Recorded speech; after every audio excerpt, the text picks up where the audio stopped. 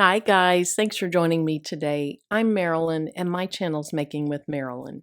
Now I'm coming on today just to play around with this little button maker that I received.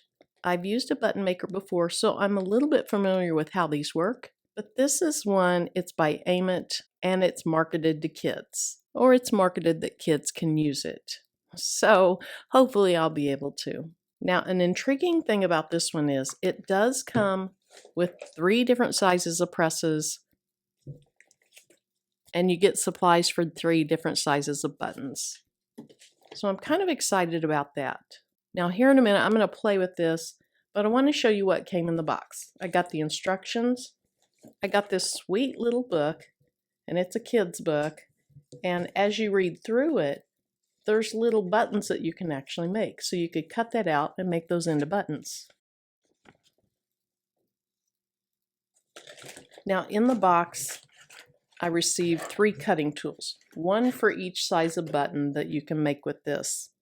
Now from my prior button maker and from reading people's reviews of button makers in general, I know a lot of people don't like to use these. They're not that easy, and I would much rather use my Cricut. But the button I'm going to make tonight, I'm going to try a large button, so I'm going to go ahead and try this out. Now you have supplies for 1-inch buttons, 1.5-inch buttons. I'm sorry, that was 1.25-inch buttons, and then 2.25-inch buttons. You're going to need your metal button. You'll need a picture of some type for it. You'll need a piece of this clear material. I think it's Mylar, and I do know they can stick together very easily. Now they did send, at least for the large buttons, a whole lot of pre-cut pieces of paper. So your child, or even you, could even draw on this, color on this. They can make their own button out of this and not have to worry about cutting anything out. And then you need a plastic backing. Now here's the actual press, and it just has this little zip tie on it. To take this off, you just press this down and it slides right off. That was just for packing. Now we're going to use the large one tonight, but let me show you how this looked when it came. So each box has the pieces that you need in bubble wrap.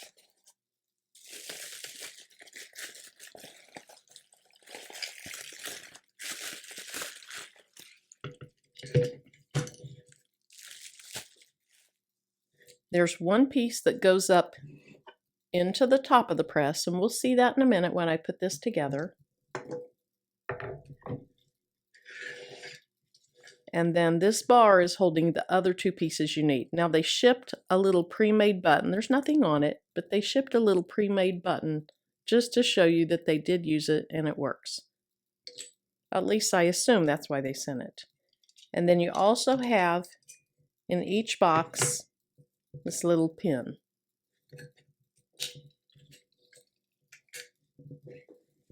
Then in addition to that, they sent this cutting mat so that when you cut out your material, you have something to protect your table. So the first thing I want to do is go ahead and cut out my pictures. And I just printed out a file that I got off of Creative Fabrica. I don't think these pictures are designed to be quite as large as what they want you to use, because I lay this over it and the picture doesn't cover the whole thing, but that's okay. It's definitely large enough to cover the front of the button and the sides. That's all I care about.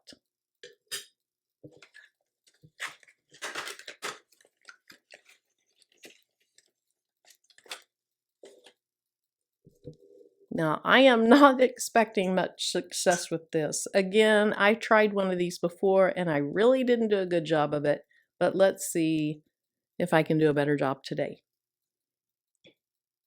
So it comes in 2 pieces. You have the little handle and then the little circle. And if you put the circle over what you're going to cut, by cutting right around it, just tied up against it, you get the right size that you need. Now on this other piece, this one came with a foam block to protect the blade, or to protect other things from the blade. So you loosen up this white knob and then you can slide it down to the other edge.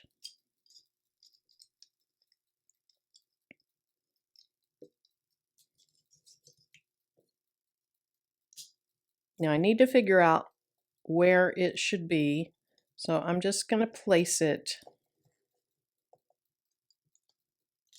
Okay, so you can see the blade is placed right outside the circle. That's where I want it. I want it to easily slide along that. Maybe I'll turn it upside down so you can see better. So now I can tighten up the white knob. Hopefully you can see that the blade has an angle, and you want to work with the angle, not against it. So the shorter side of the angle needs to be what you're going around, leading with the shorter edge. I'm sorry if that doesn't make much sense, but let me show you what I'm talking about. Now the way I'm going to approach this is, I'm going to go ahead and put the little template down.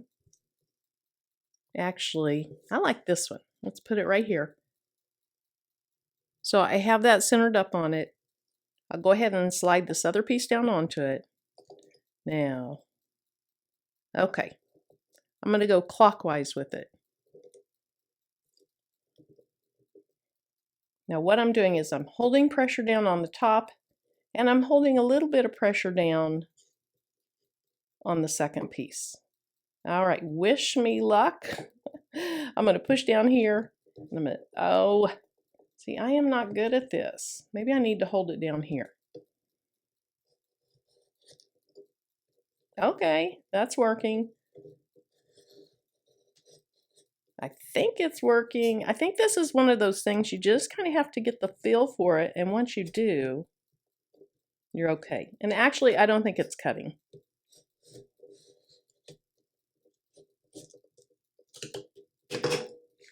Oh, it did. Okay. So I got a successful cut. I need to rip it off just a little bit right there. Again, from what I've read, these things just really are not what people favor. And I'll be honest, I would much rather just set this down on my paper, draw around it, and cut it out, or have my child cut it out. For me, I can use a cutting machine, but if you don't have a cutting machine,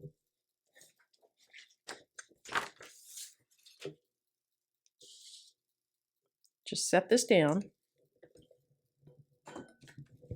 and then either just draw around it, or I could even take this little knife blade and cut around it this way.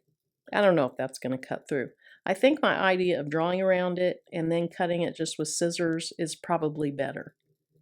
Even though when you cut it out, the circle may not be exactly round. You might have some sharp edges or some kind of straight edges. As long as it fits within the area you need it to fit, you're going to be okay. All right, I can see where I need to cut. That didn't cut all the way through, but I'm going to go ahead and cut this out. To me, the important part is use that cutter at least as a template to know where you need to cut.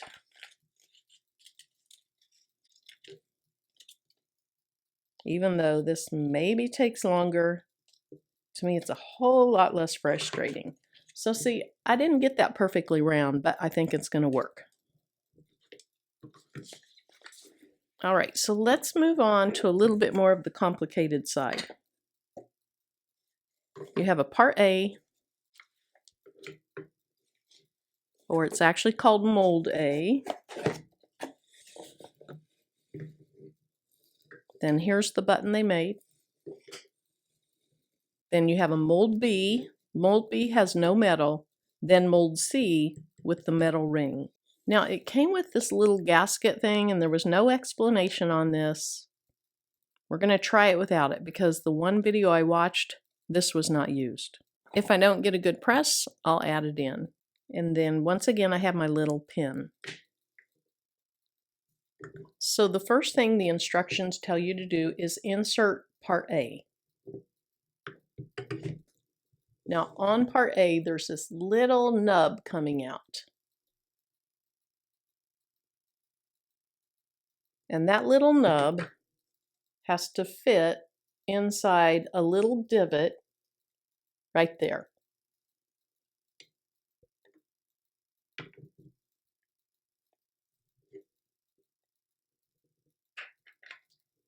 So I believe, let me look at the instructions.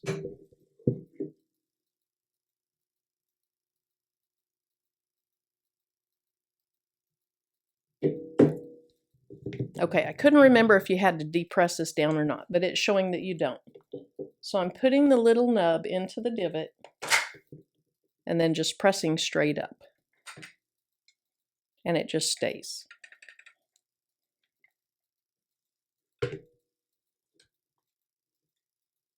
So now you take your mold B and mold C and just slide it in the little channel that you have.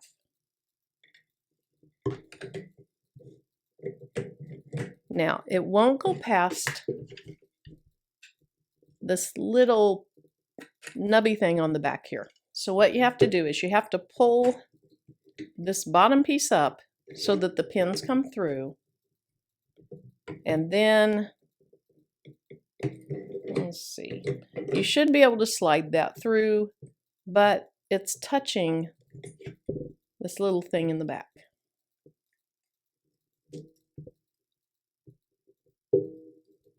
And I think that's a slight design flaw. I don't think it should be that way. But the other person that I saw use this button maker had the same issue.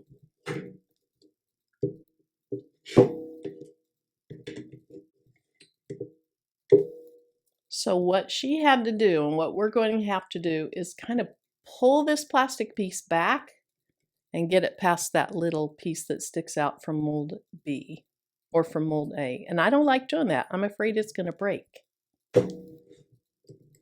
Okay, so I can get it around. I kind of have to pull back and go around it. But again, I don't think that's a great design, and I don't understand why it's that way. But we're going to go with it. All right, so now I'm going to place this little pin down into that hole right there.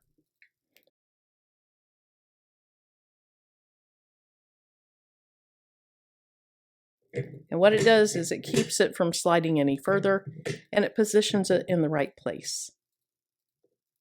Now, notice right now, the pins from this piece are not going through the holes of this piece.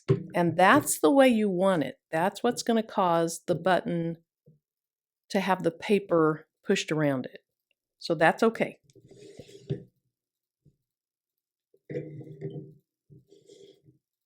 So on this side, we're going to put our little metal piece in. Then I'm going to put the one that I hand cut in. That fits perfectly. It's fine that it's not exactly round. Let's put in the one that I used the little gadget to cut. And I might have that backwards. I think this is the one I cut with the gadget. This is the one I hand cut. Either one's going to work fine. Let's do the one I hand cut so you can see that. Now on top of the paper goes the little mylar piece. Now you want your picture to be pretty straight. You want it straight with this back piece. Now on the other side, we're going to put this plastic piece in. This little metal piece is what pins to your shirt, so that can't be up against the button. We need to flip it over so that you see this side. And once again, it needs to be pretty squared up, or your button's going to be slanted when it's on your shirt. So we start over on mold B. We're just going to push this down. Again, those little nubs are not going up through the holes. That didn't work. That did not work. What did I do wrong?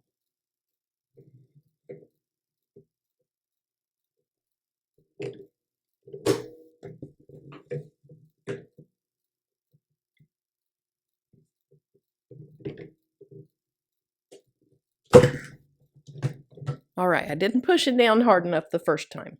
That time I did, and so look, your button's missing. It's up inside this part A. So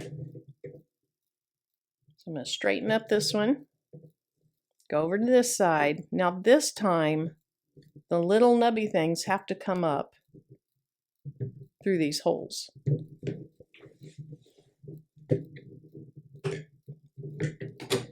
And you feel a little give at one point, and I think that means it's successfully on the back. And it is. And this button looks very, very good, very professional.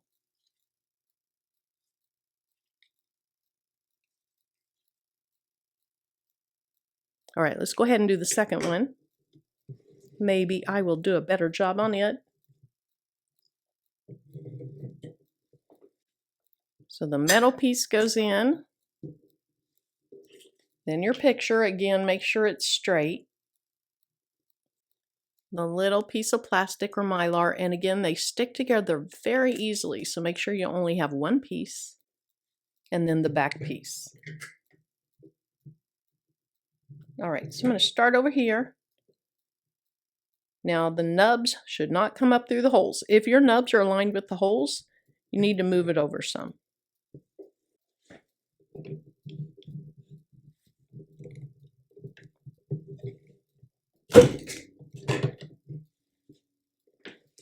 Now my little white piece popped out, so maybe I should just wait and put that in after I've done that part.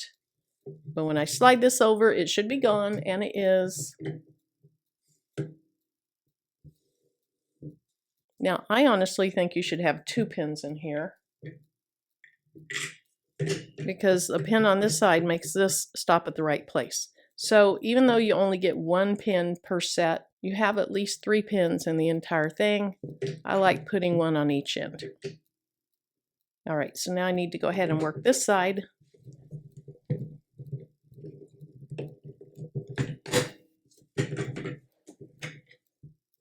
And there's our pin again. Now, I think if I hadn't already worked with a button press, these wouldn't quite be so perfect to start with, because there is a learning curve. Any button maker that you have, there's probably going to be a learning curve. You kind of have to understand or learn the pressure you need, how to place everything, the size of paper you need. But I am really, really impressed with just how well those look. They definitely look better than the first buttons that I made in my other press. Now my other press is a heavy metal. Most everything on it is metal, and I like that. This does have some plastic parts. It makes it a lot lighter. There's a little bit of an awkwardness on figuring out how to pull those together and not have this wobble. Now there are holes. There's 4 holes. So if you wanted to permanently mount this on something, you could. Like if you had a big board, you know, the board could come forward so that when you put pressure, it doesn't rock forward. But that kind of defeats the purpose of being a nice, small, compact button maker. So the pros and what I like about this. The buttons came out beautiful. They are very, very nice buttons when you get done. I really like that you can make 3 different sizes with what comes in the box. And that cute little book that came with it is just a minor plus if you have small kids. The 2 things that I'm not as sold on are the fact that there is a lot of plastic in this. And while that makes it lighter, plastic is more prone to breakage. And then there is a little bit of getting used to how to do this. So I guess that's a slight con. So if you are in the market for a button maker, do your research, look and see what else out there, watch videos on them, read reviews. But in the end, I'm happy with the buttons, and you do get a lot of parts and pieces in the box. I think it said there were 600 pieces. Now, one other thing is you have to learn how to remove part A.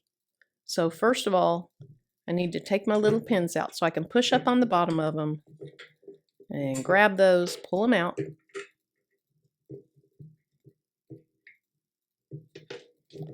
And then again, that's running into the stopper. Let's see what happens when I pull this up. See if I did a better job this time. No, it still runs into it. So that's the other con, is the concern about when it runs into it and you have to bend it back a little bit to get it out. I am concerned that this little plastic piece could break. So you have to pull it back a little bit and then push it by that back piece.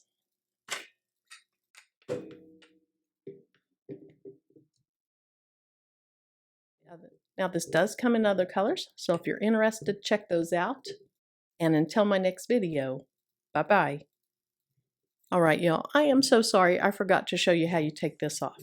So, to get part A off, you have to depress this, then you pull out. And the first time I did it, I had my thumb under here, or part of my finger, something was under here. And I pulled, and you have to pull pretty hard, and I kind of squeezed my finger. So you have to be careful about that. So I'm going to lay it on its side, depressing this. I'm going to pull it down, and it comes out. Now that was super easy. You just have to kind of play around with it, know how to do it. And if you have kids that are using this, I would probably, especially if they're smaller kids, I would take this out and insert the new one myself first, and then kind of show them and explain them. Don't put your fingers under this. Just lay it on its side and push from the top. That way you're not going to squish your finger. All right, I'm really done now, and I appreciate you being here. And until my next video, bye-bye.